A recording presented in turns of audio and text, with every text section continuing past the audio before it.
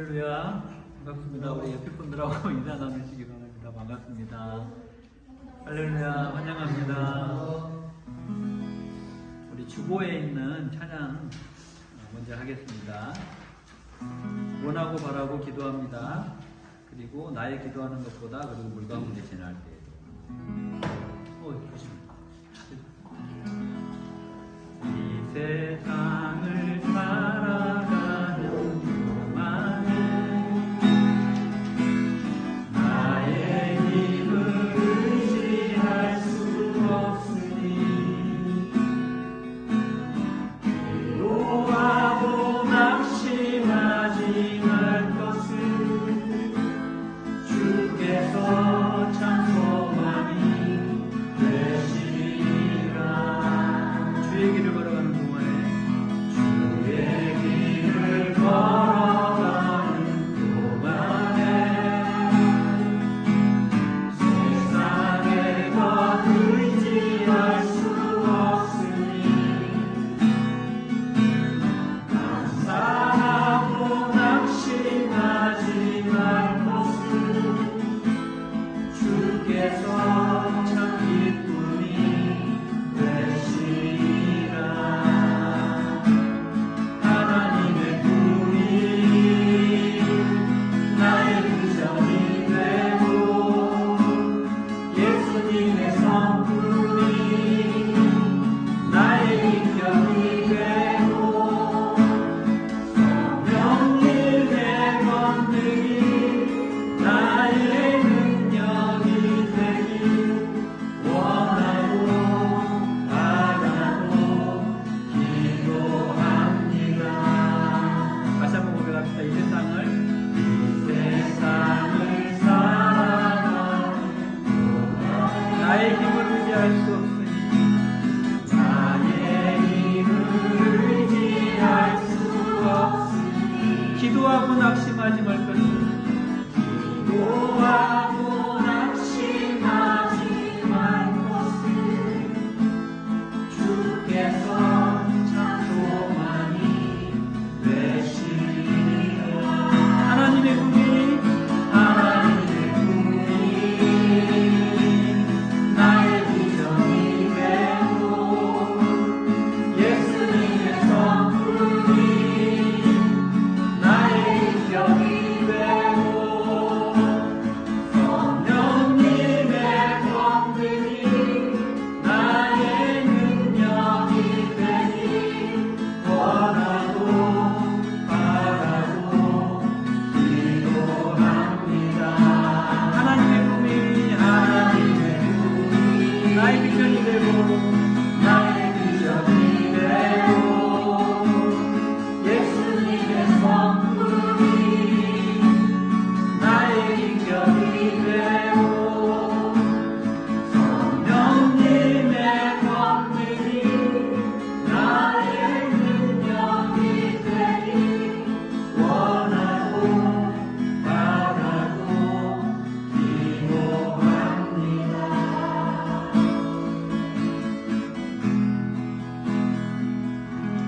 나의 기도하는 것보다 찬양드리겠습니다. 나의 기도하는 것보다 더 응답하실 하나님 나의 생각하는 것보다 더욱 이루시는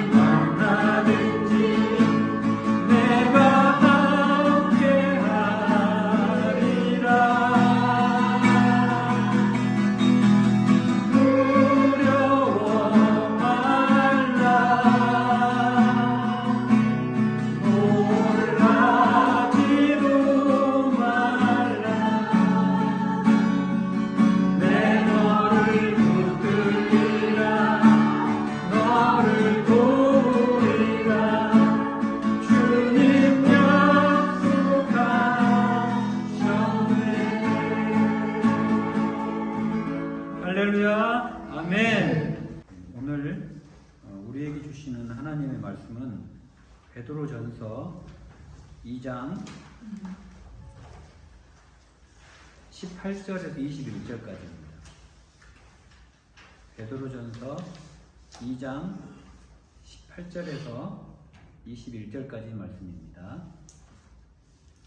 제가 봉독해 드리겠습니다. 베드로전서 2장 18에서 19절, 21절까지 말씀입니다.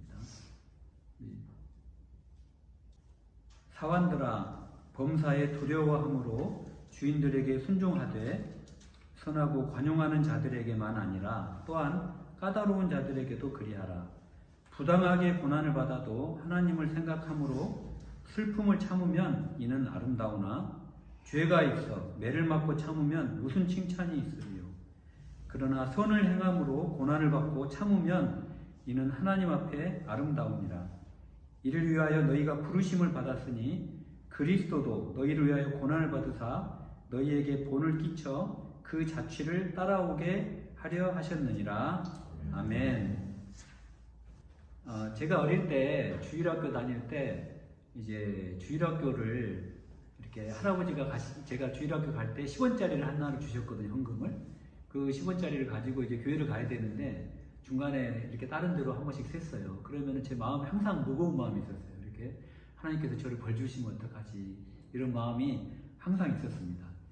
그리고 또 그러다 보니까 제가 지금까지도 수십 년 동안 신앙생활을 하면서 주일날은 반드시 하나님께 예배를 드려야 된다.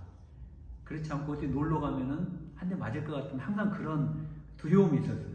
그런 두려움이 있어서 지금도 어디를 부득이하게 가족끼리 놀러를 가면은 그곳에서도 반드시 예배를 드렸던, 근데 그게 어떤 의무감이나 약간 두려움 때문에 드렸던 그런 마음이 있습니다. 그리고 또 제가 11조나 또 헌금을 또 안 하면 하나님께 또 맞을 것 같고 그런 마음이 많이 있었어요. 실제로 목사님들 설교 가운데 주일날 예배 안 드리고 들로 산으로 놀러 가신 분들이 이렇게 사고를 당하면은 이거는 주일날 예배를 안 드렸기 때문에 하나님께서 치셨다라는 그런 설교들을 가끔씩 하셔요. 실제로 또 제가 또 미국에서 근무할 때 우리 또 같이 가셨던 분도 계시지만 거기 목사님 거기는 이제 4월 5월이 되면 날씨가 좋아서 다 골프를 치러 많이 나가십니다. 그리고 교회에서도 골프 대회를 해요. 그리고 그 시즌이 되면은 주일날 출석 성도들이 확 줄었는데 그때 마침 또 골프를 치시다가 벼락을 맞으신 분이 있어요. 근데 그런 설교를 하시면서 이제 알아, 주일날 골프를 치다 보니까 이렇게 사고를 당했다, 이런 설교도 하십니다. 그래서 제가 그런 설교를 이제 들으면서 하나님이 사랑의 하나님이신 것보다는 두려움이니까 공의의 하나님, 진노의 하나님이라는 그러한 인식이 저에게도 박혀 있어요. 지금도 조금 있습니다. 근데 우리 주변에 이런 크고 작은 사고들이 다 우리가 하나님의 말을 안 들어서 또는 죄를 지어서 이런 고난이 오는지 한번 우리가 생각을 해봐야 된다는 거죠. 실질적으로 과거에 우리가 2011년 동일본 지진이 있었죠. 그때 2만 명이 죽었습니다. 18,000명 정도가 죽었어요. 그때 한국을 대표하는 목사님이 이런 말씀을 하셨어요. 우상 숭배하는 일본에게 내리신 하나님의 징벌이라고 설교를 했습니다.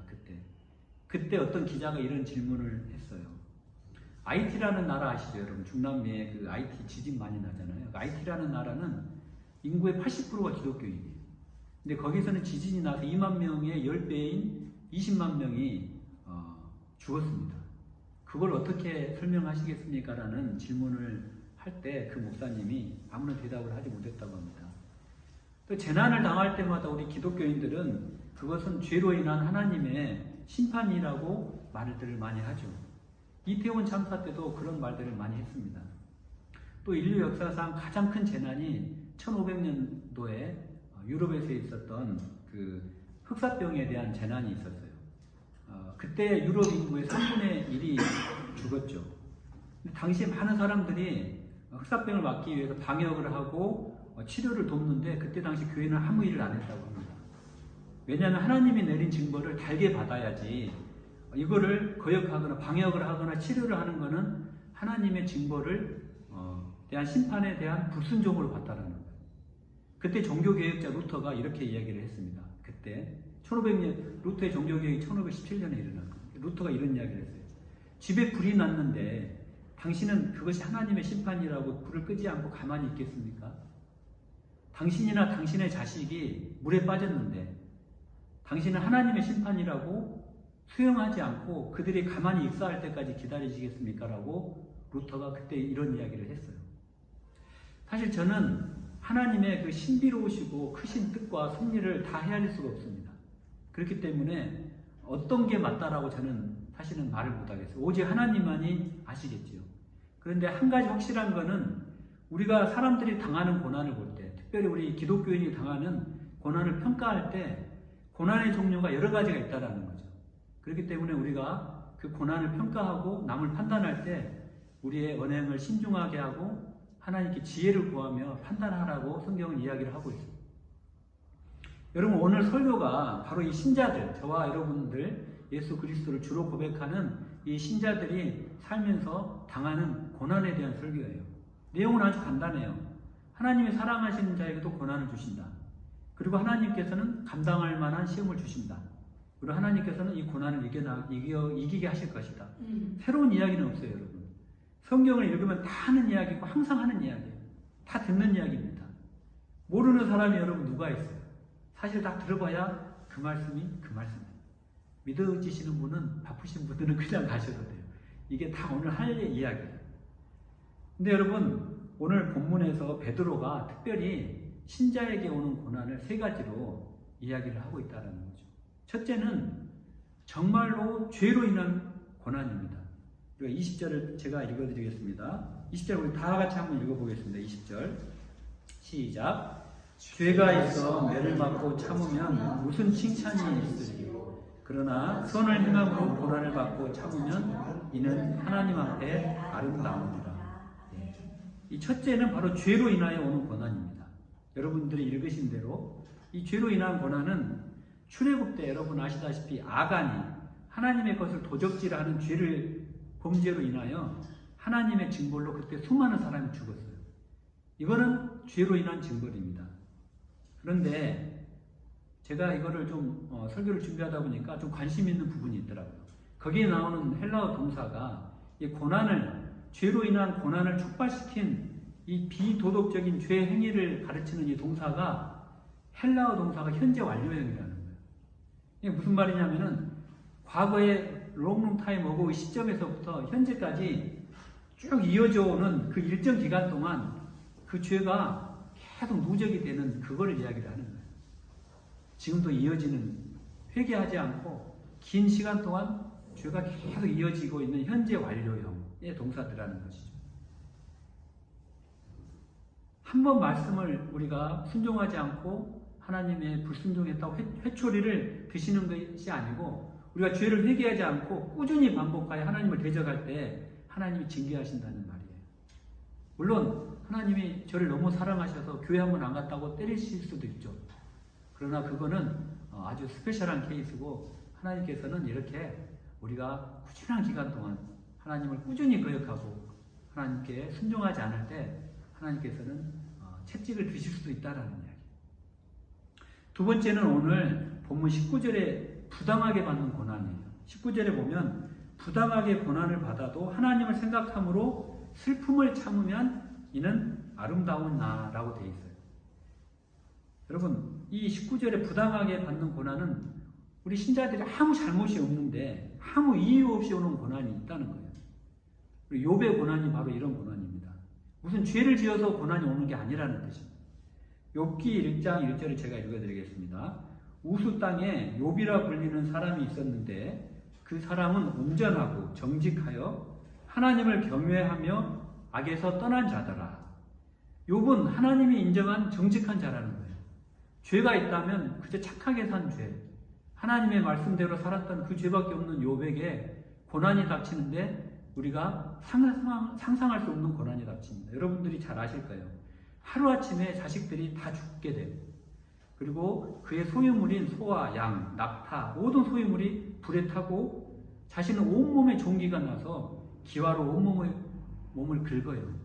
근데 그때 자기의 와이프가 하나님을 저주하고 차라리 죽으라고 그런 이야기까지 합니다. 그리고 욥의 가장 친한 세 친구는 찾아와서 이게 다 너가 죄 때문에 그런 거야 라고 아주 그냥 아픈 데를 긁는 거죠. 욥도 헷갈리는 거예요. 내가 무슨 죄를 지었나? 엄청 고민하는 거예요. 근데 사실 욥은 죄를 안 지었거든요. 다 여러분 아시다시피 사단이 너무 욥이 신실한 자기 때문에 하나님께 그를 시험해 보겠다고 이야기해서 시작된 거예요.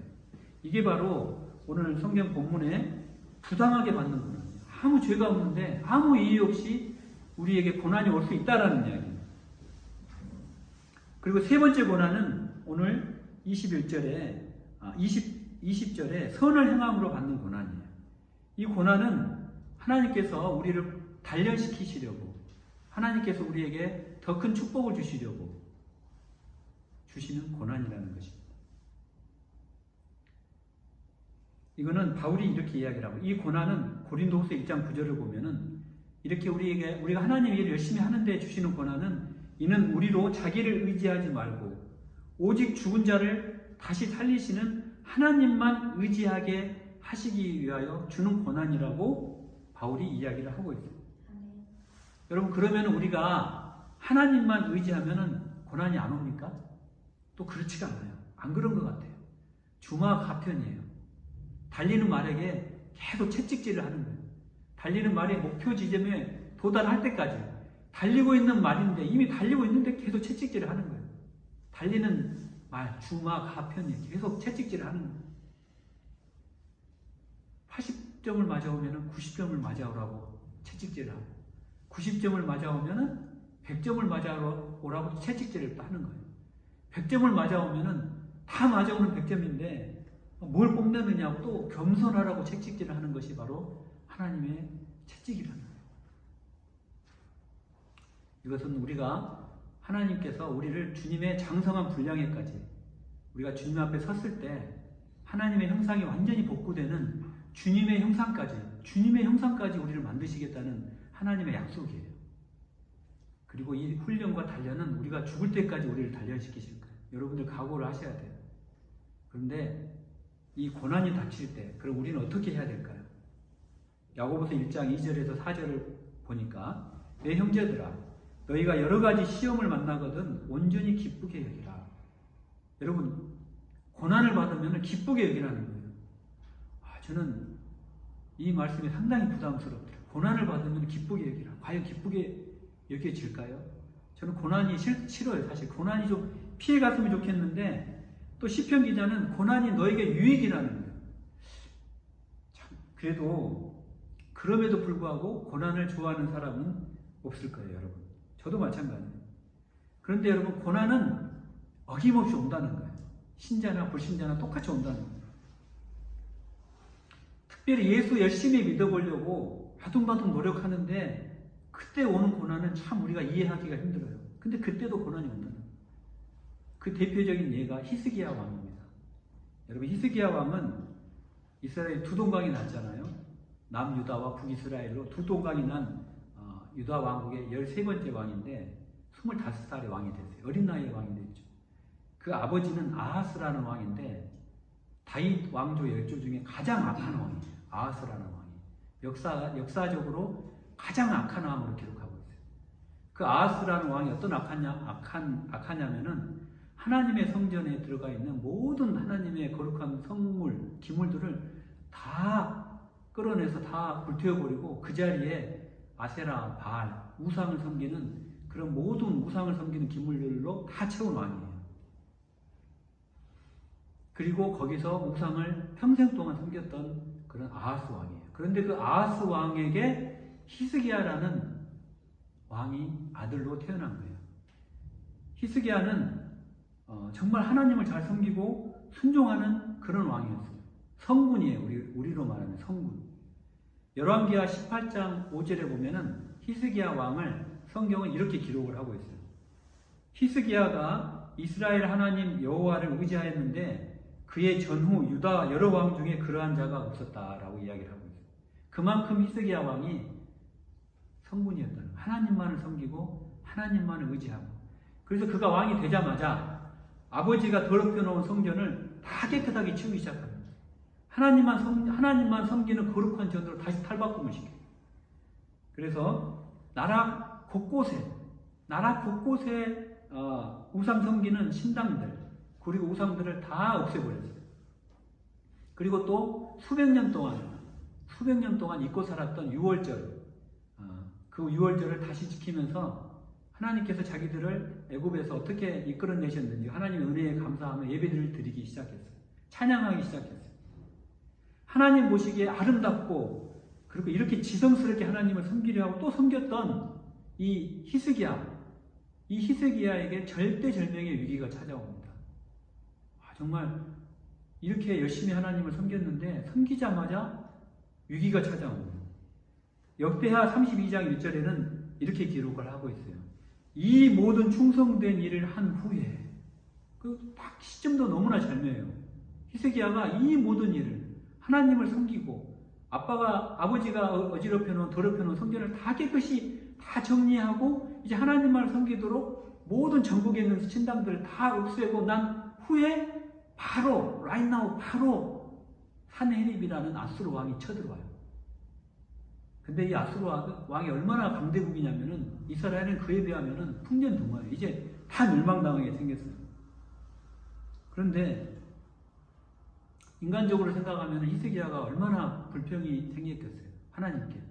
하나님만을 그렇게 지성으로 섬기고 하나님의 말씀에 순종했는데 그 결과가 이제 멸망이라는 산헤립이라는 큰 왕이 거대한 군대를 이끌고 이스라엘을 이제 침략하러 바로 코앞에까지 와 있어요.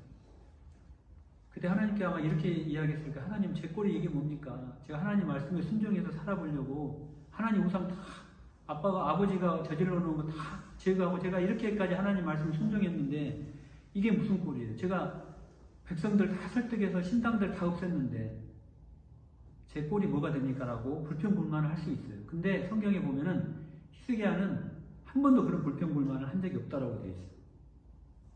히스기야는 이 어려움 속에서 하나님의 약속을 붙잡고 나아갈 때 하나님께서 이 어려움을 반드시 이기게 하시고 다시 한번 새 희망을 주실 거라는 그 믿음을 굳게 붙잡고 있었다는 거예요. 여러분 가운데도 신앙생활을 열심히 하는데 어려움이 찾아오는 분 계시지 않습니까?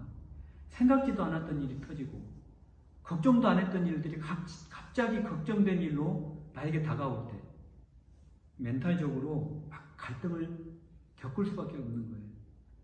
내가 신앙생활을 열심히 하고 하나님 앞에 전적으로 의지하고 하나님의 뜻대로 살기로 다짐을 했는데 그러면은 그렇게 하나님 뜻대로 살겠다고 다짐을 하면 야베스의 기도처럼 환난에서 우리를 좀 건져주시고 근심 없는 인생을 살게 해주실 거라고 믿었는데 갑자기 어려운 일이 닥쳤다. 그러면 여러분들 마음이 어떻겠습니까? 그런데 히스기야는 이런 환난이 닥쳤을 때 그냥 머리 푹 쳐박고 고민하고 있지 않았다는 거예요. 자기는 자기가 해야 될 책임을 다 했다라는 거예요. 성경에 보면은 놀라운 말씀이 나오는데 적군이 산헤립이 쳐들어왔을 때 히스기야는 내가 어떻게 하면은 산헤립이 예루살렘을 포위하고 장기전을 하려고 하는 그 아수르의 그 계획을 내가 어떻게 하면 끊을 수 있을까라고 지혜를 발휘하고 하나님께 지혜를 구하는 거예요. 그래서 그는 그때 당시 물이 굉장히 부였는데 아수르 사람들이 물을 구하기 어렵게 만들기 위해서 예루살렘 남쪽에 있는 기온샘이라고 있는데 그 수로를 묻어버립니다. 그리고 나서 자기가 터널을 파요. 지하 500m 터널을 파서 그대로 끌어가지고 그 고립되어 있는 예루살렘 성으로 끌어오게 대책을 다 세웁니다. 그리고 무너진 성곽을 복구하고 손질을 다 해요. 군사를 재정비하고 부족한 무기를 다 미리 공급을 해둔 자기가 할 일을 한 거예요. 자기가 할 수 있는 일은 다 한 거예요. 이제 대비를 다 한 거예요. 여러분 우리 가운데 믿음이 뭐냐고 하면은 물어보면은 나는 하나님이 모두 다 하실 수 있도록 나는 아무것도 안 하는 것이 믿음입니다라고 이야기를 하는 사람이 있어요. 여러분 이건 잘못된 거예요. 하나님께서는 우리에게 일을 하라고 양손을 주셨고 일을 하라고 두 발을 주신 거예요. 그냥 가만히 앉아가지고 하늘만 쳐다보고 기도만 하라고 하신 게 아니에요. 이게 믿음이 아니라는 거예요. 이걸 히스기야를 통해서 우리에게 알려주시는 거예요. 생각하고 하나님의 형상을 따라 주신 지성을 활용을 하라는 거예요. 우리 머리를 그냥 묵혀두지 말라는 거예요. 고난이 당했을 때, 환난을 만났을 때 뱀처럼 지혜롭게 머리를 쓰라는 거예요. 노루가 잠언에 보면은 노루가 사냥꾼의 손에서 벗어나는 것처럼, 새가 그물 치는 자의 손에서 벗어나는 것처럼 스스로 벗어날 수 있는 데까지 벗어나라고 잠언 기자가 이야기를 하는 거예요. 자기 손이 미칠 수 있는 데까지는 최선을 다하라는 거예요. 여러분, 이 말이 하나님 의지하지 않고 내 힘만 의지하라는 그 말이 아니에요. 이렇게 여러분, 자기가 할 수 있는 모든 조치를 다 취한 후에 두 번째로 히스기야는 백성들에게 이렇게 선포를 합니다. 야, 하나님께서 반드시 우리를 도우시고 반드시 우리를 대신하여 싸울 것이니까 너희들은 걱정하지 마. 걱정하지 말고 하나님만 믿고 나가자라고 믿음의 선포를 하는 거예요. 히스기야가 백성들에게 용기를 북돋워 줍니다. 역대하 32장 7절을 제가 읽어드리겠습니다. 너희는 마음을 강하게 하며 아수르 왕과 그를 따르는 온 무리로 인하여 두려워하지 말고 놀라지 말라. 우리와 함께 하시는 이가 그와 함께하는 자보다 크니 그와 함께하는 자는 육신의 팔이요 우리와 함께 하시는 이는 우리의 하나님 여호와시라. 반드시 우리를 도우시고 반드시 우리를 대신하여 싸우시리라 하며 백성이 유다 왕 히스기야의 말로 인하여 안심하니라 라고 이야기를 합니다. 여러분, 우리 가운데 신앙생활 열심히 하는데 시험이 닥쳐요. 고난이 오면은 더 부정적인 말만 하는 사람들이 있어요. 그리고 코가 석자나 빠져가지고 일어나지도 않을 근심을 계속 세워가시는 분이 있어요. 그리고 우리 입으로 그냥 저주를 해요. 믿음의 선포를 하지 않고 부정적인 말들만 계속 뱉는 거, 이런 분들이 있어요. 그런데 그렇게 했을 때 원수마귀가 우리에게 찾아온다는 거예요. 히스기야처럼 우리에게 고난이 닥칠 때 믿음으로 선포를 해야 되는 거예요. 하나님이 나와 함께 하시고 하나님이 나와 함께 하시면 반드시 나는 이 고난을 이겨나가실 수가 있고 이 고난은 위장된 축복이며 하나님이 이 고난의 끝에는 반드시 나에게 영적인 성장을 주실 거야 라고 믿음의 선포를 하고 내가 예수의 보혈로 명하노니 원수마귀 다 떠나라 하고 믿음의 선포를 하는 것이 바로 하나님께서 저와 여러분에게 오늘 말씀하시는 거예요. 할렐루야.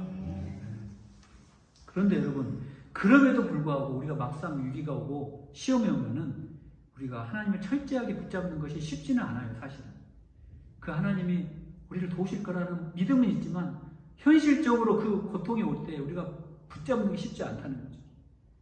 그래서 우리가 루이스라는 우리 변증학자는 이렇게 얘기를 합니다. 하나님의 말씀을 기분이 바뀔지라도 그대로 고수하는 것이 기술이라는 거예요. 여러분, 이게 기술이라는 거예요. 그러니까 이 기술은 훈련을 필요로 한다는 거예요. 아무리 믿음이 좋아도 하나님이 우리와 함께 하시면 우리가 고난을 넉넉히 종국에는 이기실 거지만 그 순간만큼은 힘들다는 거예요. 그런데 그때 기술이 필요하다는 거예요. 우리가 하나님을 신뢰하는 믿음의 훈련이 필요하다는 거예요. 그게 지금 히스기야를 통해서 지금 말씀을 해주시는 거예요.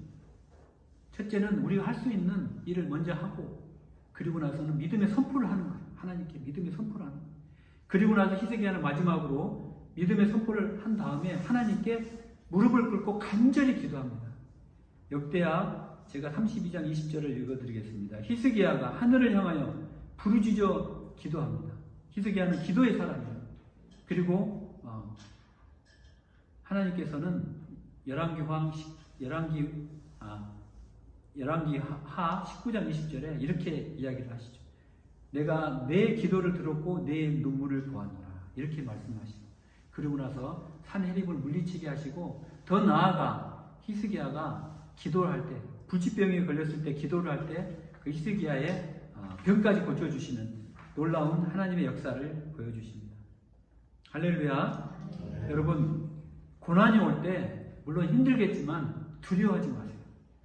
여러분이 물과 같은 고난과 우리가 아까 준비 찬양했던 물과 같은 고난과 불과 같은 환난을 만나실 수가 있어요. 그러나 중요한 것은 그때 주님이 여러분과 함께 하신다는 거예요. 그리고 내가 달려갈게. 주가 하시나니 그가 나를 단련하신 후에 내가 정금같이 나오리. 여러분을 정금같이 나오게 하실 거라는 거예요.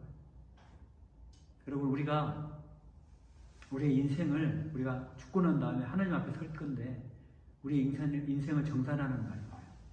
하나님께서 우리의 인생을 다 이렇게 파노라마처럼 보여주실 거예요. 그런데 우리가 그때 조금 잘 살고 조금 좋은 집에 살고 좋은 음식 먹었던 것들은 우리 하나님 앞에 자랑할 게 하나도 없어. 오히려 우리의 인생을 쫙 돌아보고 보니까 아, 내가 저때 고난이 있었구나. 내가 저때 힘들었구나. 그때는 내가 왜 힘들었는지 몰랐는데 이제 하나님 앞에서 내 인생을 돌아보니까 아, 그래서 하나님이 저때 고난을 주셨구나. 그리고 그때 그 고난 가운데 내가 하나님께 무너지지 않고 그래도 그 신락 같은 내 신앙이지만 그래도 그 신앙 붙잡고 하나님 의지했구나.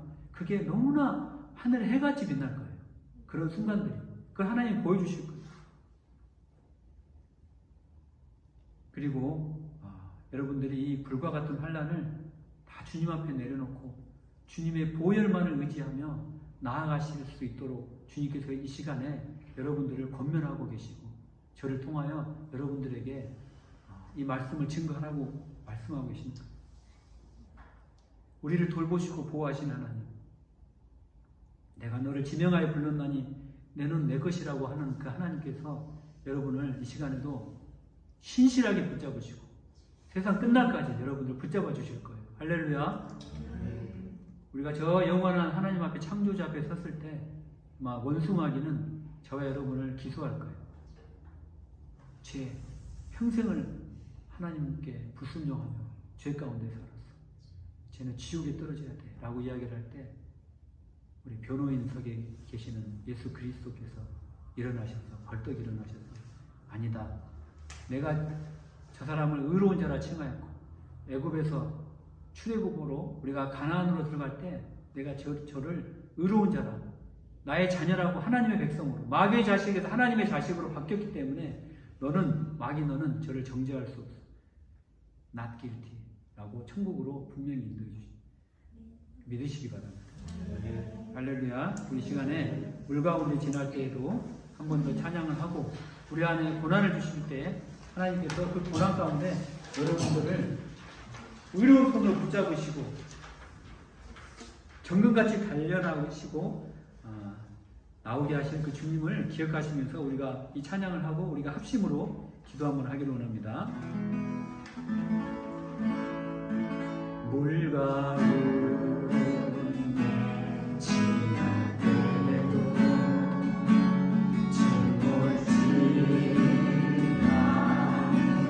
불 가운데 행할 때도 불 가운데 행할 때 너를 삼지 못하게 하시 너를 지명하여 부르시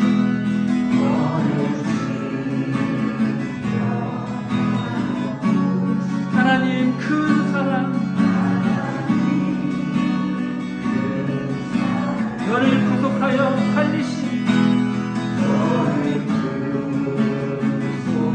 구속하여 살리시 하나님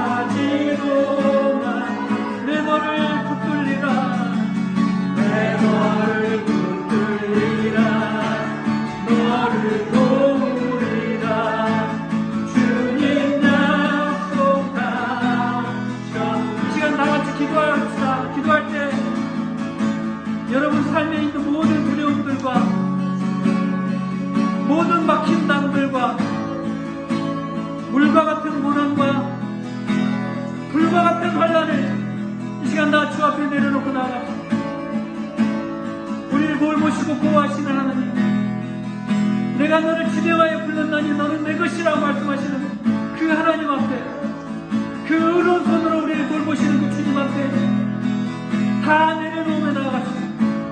이 시간 우리 주여 한번 부르고 주님 앞에 기도하며 나아갑시다. 주여, 아버지 하나님 붙잡아주시옵소서. 아버지 하나님, 불과 같은 고난과 불과 같은 환난을 만날 때 아버지 하나님, 우리가 주님만을 의지하며 나갈 수 있도록 인도하여 주시옵소서.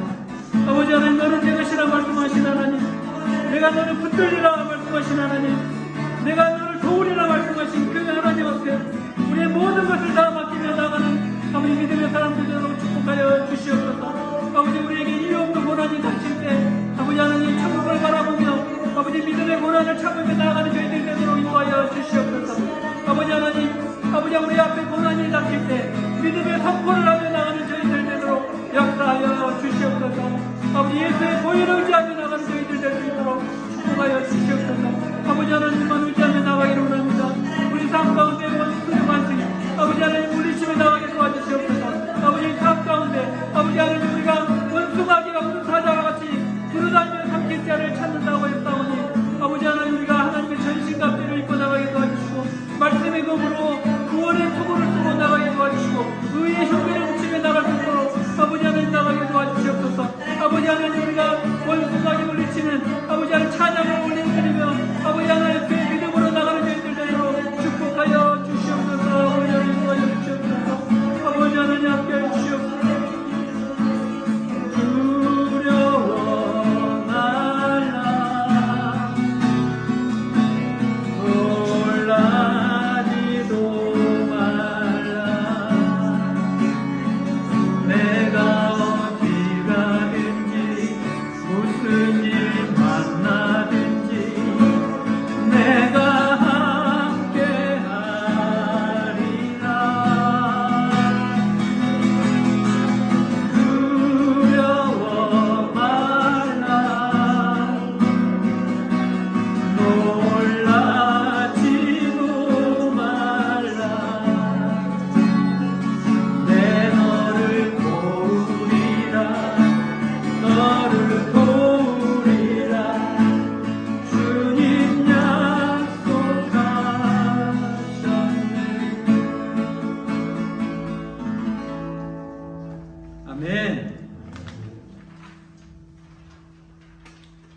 우리 오늘 말씀을 기억하며 또 제가 기도하며 또 헌금 가운데 나가겠습니다. 하나님 아버지 고맙고 감사를 드립니다. 아버지 하나님 뜻이겠어 이곳에 영통 중심상가의 펠로십 처치를 세워주시고 아버지 적은 수지만 이 시간 정말 하나님 앞에 마음과 뜻과 정성을 다하여 마음껏 찬양하고 아버지 하나님을 높여드리는 귀한 예배 아버지 예배를 드릴 수 있도록 인도해 주셔서 감사드립니다. 아버지 하나님 펠로십 처치를 통하여 영광 받아 주시고 아버지 하나님 정말 한 명의 죽어가는 영혼들이 아버지 이곳으로 달려나와 주님의 귀한 구원의 방주에 아버지 함께하는 귀한 교회가 되도록 축복하여 주시옵소서. 이 마지막 때 오직 진리만을 외치는 교회 되게 도와주시고 하나님이 기뻐하시는 아버지 하나님을 여름 가뭄에 시원하게 해드리는 냉수 같은 교회 되도록 축복하여 주시옵소서. 아버지 하나님 이 시간에 귀한 저희들에게 말씀을 선포해 주셔서 감사합니다. 아버지 하나님 저희들에게 닥치는 고난들이 저희에게 이해하기 어렵고 아버지 저희들이 견디기 어렵고 아버지 정말 이겨내기는 어렵지만 아버지 하나님께서 우리를 아는 것보다 하나님 우리를 더 잘 아시니 아버지 더 자신을 하나님께서 우리에게 성령을 보내주시고 보혜사 성령께서 우리를 도우시고 또 하나님 때에 따라 도울 자를 보내주시고 말씀을 통하여 힘을 주시고 아버지 하나님 우리가 그것들을 통하여 고난들을 이겨나가며 마지막에는 하나님의 귀한 분량에까지 이르는 저희들 되도록 축복하여 주시옵소서. 아버지 하나님 고난의 끝에 아버지 하나님께서 준비하고 계시는 놀라운 생명에 멸려가는 축복들을 기억하며 사모하며 나가는 저희들 되도록 인도하여 주시옵소서. 우리들의 삶의 모든 구석구석 아버지 저희들의 모든 자녀 위에 하나님 함께하여 주시고 축복하여 주시고 그것들로 인하여 저희들이 하나님을 찬양하는 자 되게 인도하여 주시옵소서. 또 오늘 귀한 헌금을 드린 모든 손길들 기억하여 주시고 이 헌금이 죽어가는 영혼들에게 쓰여지는 아버지 하나님 그리고 정말 정말 소외받고 아버지 하나님 정말 약한 자들에게 쓰여지는 귀한 헌금 되도록 축복하여 주시옵소서. 감사드리며 예수님의 이름으로 기도합니다.